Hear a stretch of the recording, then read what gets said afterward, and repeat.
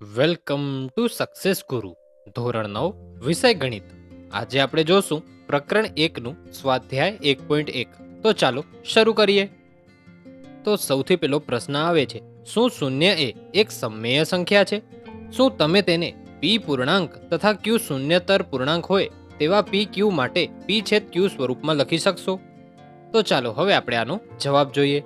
સૌથી પહેલા તો શું પૂછ્યું છે, શું શૂન્ય એક સમમેય સંખ્યા છે? તો હા, શૂન્ય એ એક સમમેય સંખ્યા છે. પછી શું કીધું છે, શું તમે તેને પી પૂર્ણાંક તથા ક્યુ શૂન્યતર પૂર્ણાંક હોય તેવા પી ક્યુ માટે પી છેદ ક્યુ સ્વરૂપમાં લખી શકશો? તો આમાં શું કરવાનું છે, ક્યુ આપણે 0 ન કરી શકીએ, એટલે કે ક્યુ બરાબર 0 ક્યારે નહીં હોય, એટલે કે છેદમાં 0 ક્યારે પણ નહીં આવે. તો આપણે પી છેદ સ્વરૂપમાં 0 ને કેવી રીતે લખી શકીએ? તો અંશ તો 0 રહી શકે, છેદ 0 ન રહી શકે. તો 0 ના છેદમાં આપણે ક્યુ કોઈ પણ સંખ્યા લખીએ તો એને આપણે પી છેદ ક્યુ સ્વરૂપમાં 0 લખી શકીએ, કંઈક આવી રીતે. પી છેદ ક્યુ બરાબર 0 ના છેદમાં 5 આપણે આમ લખી શકીએ, 0 ના છેદમાં 50 એમ લખી શકીએ. પછી 0 ના છેદમાં 96, 0 ના છેદમાં 48. તમે 0 ના છેદમાં કોઈ પણ સંખ્યા લખી શકો છો, પણ તમે 48 ના છેદમાં 0 લખો તો તે ન ચાલે, એટલે કે ક્યુ કોઈ દિવસ 0 નહીં હોય. માટે આપણો આજનો પહેલો જવાબ અહીં પૂરો થાય છે. બીજો પ્રશ્ન શું કહે છે, ચાલો આપણે તે જોઈએ. બીજા દાખલાની રકમ છે 3 અને 4 વચ્ચેની 6 સમમેય સંખ્યાઓ શોધો. આપણે આવા દાખલા પરીક્ષામાં પૂછાય છે, માટે આ ખૂબ જ ઇમ્પોર્ટન્ટ રહેશે.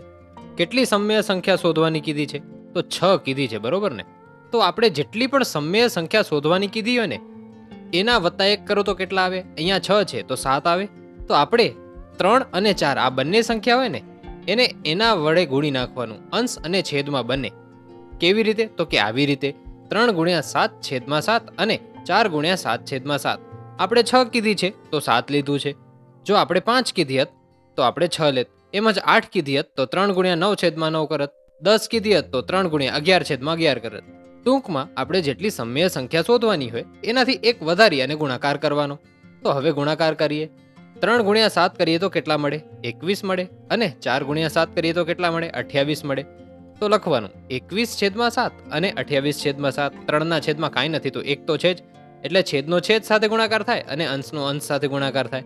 માટે 3 ગુણ્યા 7 21 થયા અને 1 ગુણ્યા 7 7 થયા. અને 4માં 4 ગુણ્યા 7 28 થયા અને 7 ગુણ્યા 1 7 થયા.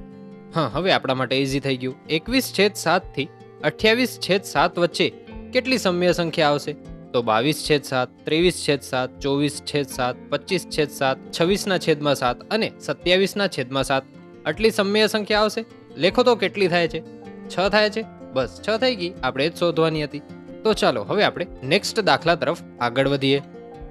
ત્રીજા દાખલાની રકમ છે 3 ના છેદમાં 5 અને 4 ના છેદમાં 5 વચ્ચેની 5 સમમેય સંખ્યાઓ શોધો. હવે કેટલી સમમેય સંખ્યા શોધવાની છે? 5. તો કેટલા વડે ગુણશું બંનેને? 6 વડે ગુણશું. તો આપણું પદ બનશે 3 ના છેદમાં 5 ગુણ્યા 6 ના છેદમાં 6 અને 4 ના છેદમાં 5 ગુણ્યા 6 ના છેદમાં 6. હવે અંશ અંશનો ગુણાકાર અને છેદ છેદનો ગુણાકાર. તો 3 ગુણ્યા 6 કેટલા થાય? 18 થાય. અને 5 ગુણ્યા 6 કેટલા થાય? 30 થાય. તેવી જ રીતે 4 ગુણ્યા 6 કેટલા થાય? 24 થાય. અને 5 ગુણ્યા 6 કેટલા થાય? 30 થાય. તો આપણું પદ શું બનશે? બનશે 18 ના છેદમાં 30 અને 24 ના છેદમાં 30. હવે તો ઇઝી જ છે. 18 ના છેદમાં 30 અને 24 ના છેદના 30 ની વચ્ચે આવતી સંખ્યાઓ આપણે લખવાની છે.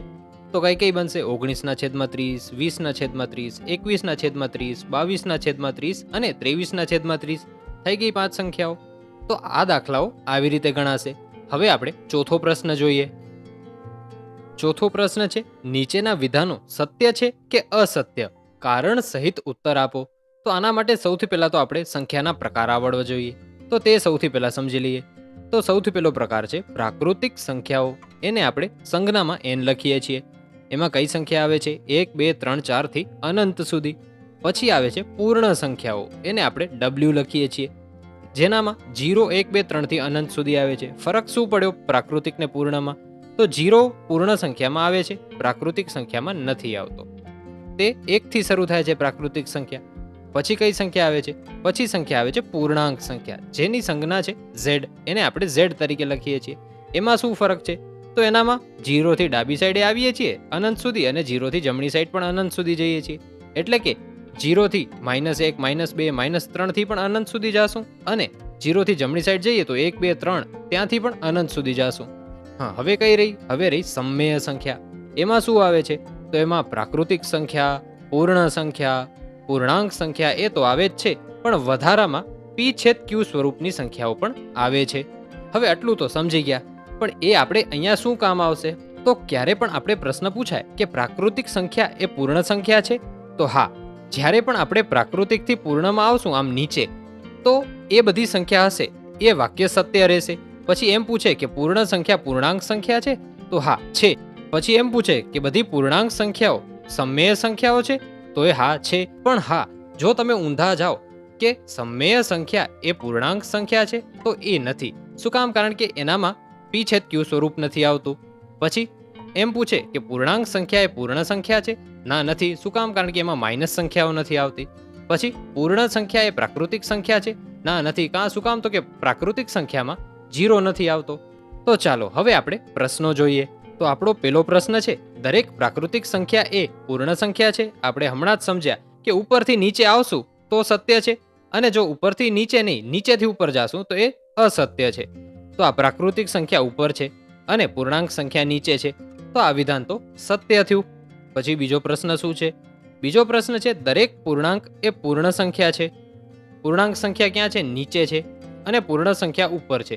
તો નીચેથી ઉપર જઈએ છીએ, નીચેથી ઉપર જવાશે નહીં, તો આ વિધાન અસત્ય છે. હવે એનું કારણ શું?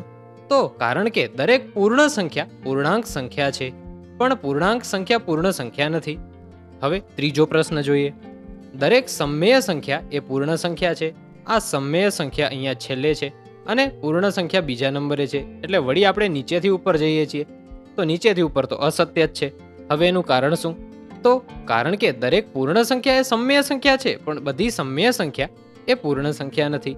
તો 9.1 અહીં પૂરું થાય છે. એના સાથે આજનો આપણો વિડીયો પણ અહીં પૂરો થાય છે. Thanks for watching. આવા જ એજ્યુકેશનલ કોન્ટેન્ટ માટે સબસ્ક્રાઇબ કરો સક્સેસ ગુરુને.